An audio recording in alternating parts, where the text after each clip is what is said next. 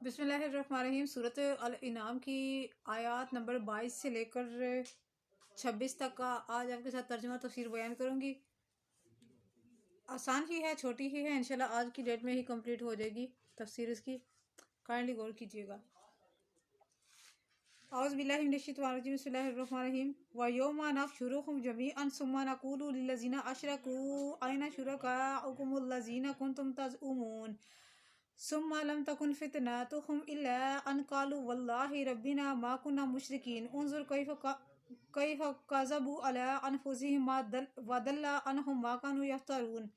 وَمِنْهُمْ مَن يَسْتَمِعُ إِلَيْكَ وَجَعَلْنَا عَلَىٰ قُلُوبِهِمْ أَكِنَّةً أَن يَفْقَهُوهُ وَفِي آذَانِهِمْ وَقْرًا وَإِن يَرَوْا كُلَّ آيَةٍ لَا يُؤْمِنُوا بِهَا حَتَّىٰ إِذَا جَاءُوكَ يُجَادِلُونَكَ يَقُولُ الَّذِينَ كَفَرُوا إِنْ هَٰذَا إِلَّا أَسَاطِيرُ الْأَوَّلِينَ وَهُمْ يَنْهَوْنَ عَنْهُ وَيَنْأَوْنَ عَنْهُ وَإِن يُهْلِكُونَ إِلَّا أَنفُسَهُمْ وَمَا يَشْعُرُونَ۔ ترجمہ ہے، اور یاد کرو وہ دن جب ہم جمع کریں گے سب کو، پھر ہم کہیں گے انہیں جو شرک کیا کرتے تھے کہ کہاں ہیں تمہارے شریک جن کے تم دعویٰ کیا کرتے تھے، پھر نہیں ہوگا کوئی عذر ان کا سوائے اس کے کہ کہیں گے اللہ کی قسم جو ہمارا رب ہے، نہ تھے ہم شرک کرنے والوں میں سے۔ دیکھو کیسا جھوٹ باندھا انہوں نے اپنے نفسوں پر، اور گم ہو گئیں ان سے وہ چیزیں جو افطرا بازیاں کیا کرتے تھے، اور کچھ ان میں سے ایسے ہیں جو کان لگاتے ہیں آپ کی طرف، اور ہم نے ڈال دیے ہیں ان کے دلوں پر پردے تاکہ نہ سمجھے وہ اسے، اور ان کے کانوں میں گرانی ہے، اور اگر وہ دیکھ لیں ہر ایک نشانی بھی تو پھر بھی مان نہیں لائیں گے ان کے ساتھ، یہاں تک کہ جب حاضر ہوں آپ کے سامنے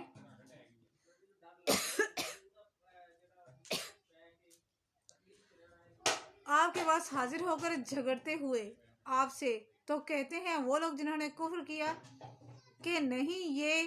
مگر جھوٹے قصے ہیں پہلے لوگوں کے، یعنی کہ قرآن کے بارے میں وہ لوگ یہ کہتے ہیں، اور وہ روکتے ہیں اس سے اور دور بھاگتے ہیں اس سے، اور نہیں ہلاکت کرتے مگر اپنے نفسوں کو، اور وہ اتنا بھی نہیں سمجھتے۔ یقیناً بے شک ہمیں سب کو پتہ ہے کہ اللہ کے راستے میں دشواریاں کرنے والا کون ہے، کون چاہتا ہے کہ مسجدیں ویران ہو جائیں، کون کہتا ہے کہ لوگ نمازیں نہ ادا کریں۔ جنت میں انہوں نے نہیں جانا، اور جو لوگ زبانی دلائل پر ان کی باتوں کو فالو کرتے ہیں وہ لوگ بھی جہنم میں جائیں گے ان کے ساتھ ہی، کیونکہ یہ سارے کے سارے دوست کی ہیں۔ اللہ تعالیٰ مشرکین کے بارے میں خبر دے رہا ہے کہ قیامت کے دن ہم سب کو جمع کریں گے اور ان سے پوچھیں گے کہ بتاؤ جن لوگوں کو تم وسیلے قرار دیتے تھے وہ کہاں ہیں، کہاں گئے وہ سارے، آؤ آج ان سے کہو کہ وہ آ کر تمہیں چھڑا لے، تو وہ حاضر نہیں ہوں گے۔ پھر یہ اللہ تعالیٰ کے سامنے جھوٹ بولنے کی کوشش کریں گے، جھوٹ بولیں گے، کہیں گے کہ ہم لوگوں نے شرک نہیں کیا، ہم لوگوں نے منافقت نہیں کی، ہم لوگ ٹھیک رہے، لیکن اللہ تعالیٰ ان کے منہوں پر اور زبانوں پر اللہ تعالیٰ مہر لگا دے گا، وہ کچھ کہہ نہیں سکیں گے۔ ثم لم تکن فتنتہم، یعنی کہ یہاں پر میں آپ کو فتنے کا بتا دوں پہلے۔ حضرت ابن عباس رضی اللہ تعالیٰ عنہ نے فرمایا ہے کہ اس کا معنی، فتنے کا معنی یہاں پر حجت ہوگا۔ خراسانی کے نزدیک اس کا معنی معذرت ہے، فتنے کا معنی آزمائش ہے۔ جواب میں ان کی معذرت اور حجت یہی ہوگی کہ اللہ کی قسم ہم تو مشرک تھے ہی نہیں۔ ابن جریر کہتے ہیں کہ روز قیامت آزمائش کے وقت شرک سے عذر پیش کرتے ہوئے ان کا یہی بہانہ ہوگا کہ وہ قسم اٹھا کر کہیں گے کہ ہم نے تو شرک کا ارتکاب نہیں کیا تھا۔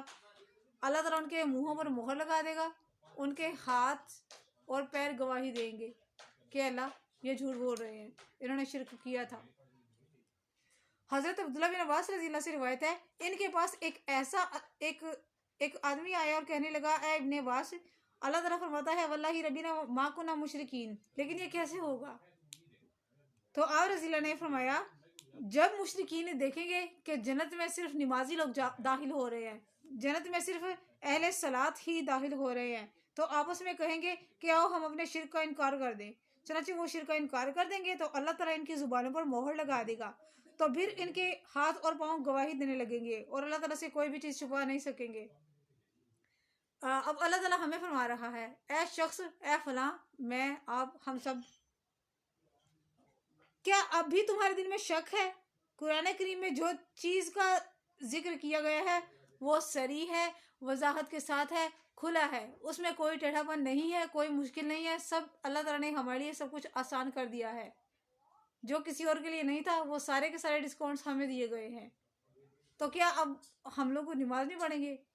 کیا ہماری اتنی بھی اوقات نہیں ہے کہ ہم لوگ ایک نماز ہی پڑھ سکیں؟ ابن عباس رضی اللہ تعالیٰ عنہ فرماتے ہیں کہ یہ ہر اس انسان کے لیے یہ آیت ہے جو نماز ادا نہیں کرتا، اور ظاہر ہے بے نمازی نے جنت میں داخل نہیں ہونا، تو اس نے کہاں جانا ہے؟ جنت اور دوزخ دو ہی جگہ ہیں۔ مقام راہ پر تو وہ بعض احادیث کے لحاظ سے ابھی کچھ لوگ ہیں نا وہاں پہ موجود، لیکن یہ کہ ان کے علاوہ اور کون ہوگا؟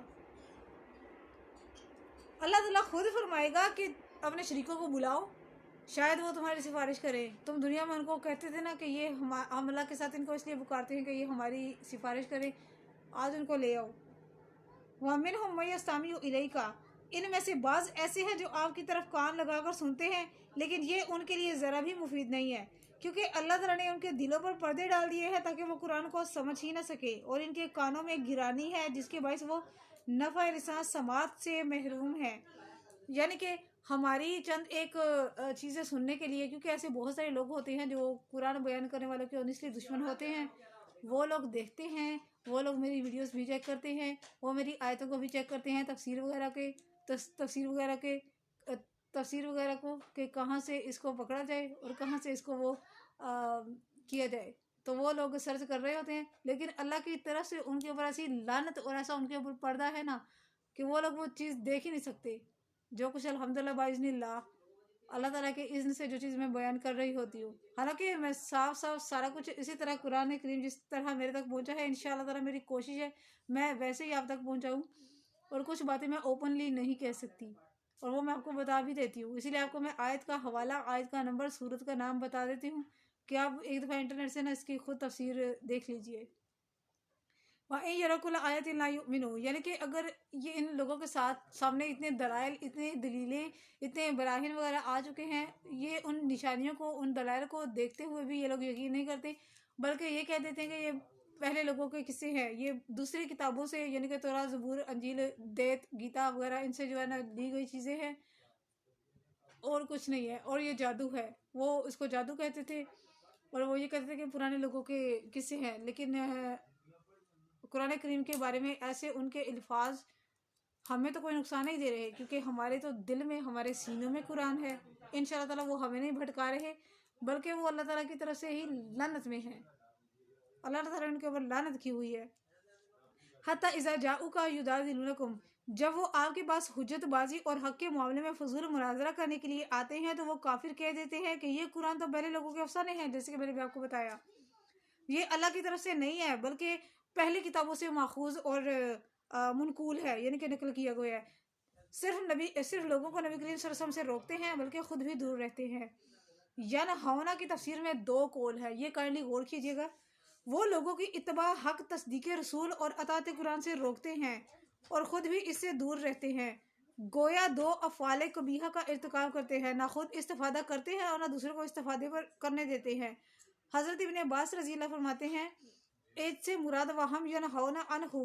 کا مطلب یہ ہے کہ وہ لوگوں کو حضور پاک صلی اللہ علیہ وسلم پر ایمان لانے سے روکتے ہیں، دوسرا قول یہ ہے کہ نبی کریم صلی اللہ علیہ وسلم کو اذیت پہنچاتے تو آپ کے چچا ابو طالب لوگوں کو اذیت رسانی سے منع کرتے، انہی کے بارے میں یہ آیت اتری ہے اور یہی ینہونا کا مفہوم ہے۔ باقی آپ بھی کچھ